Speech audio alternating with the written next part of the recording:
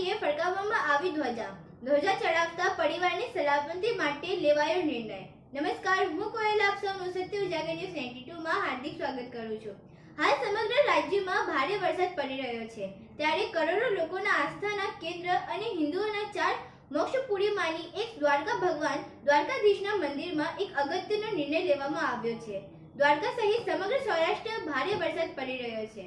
દરિયા કિનારાના ભારે કરંટ જોવા મળી રહ્યો છે, તેમજ દરિયા કિનારે વિશાળકાય મોજા પણ ઉછળી રહ્યા છે।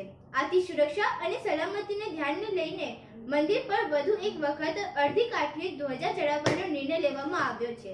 ધ્વજા ચડાવતા પરિવારની સલામતી માટે નિર્ણય પણ લેવામાં આવ્યો છે।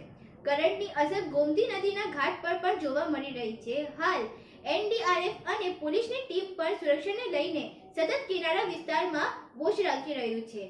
આવી પરિસ્થિતિમાં ધ્વજા ચડાવતા પરિવારના સભ્યની સુરક્ષા અને સલામતીને લઈને મંદિર ટ્રસ્ટે ધ્વજાના અડધી કાઠીએ ફરકાવવાનો નિર્ણય લીધો છે।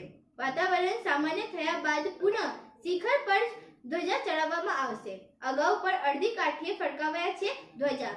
ગયા વર્ષે પણ 5 જુલાઈથી લઈને 15 જુલાઈ સુધી દ્વારકા મંદિર પર અડધી કાઠીએ ધ્વજાનો ચડાવવામાં આવી હતી।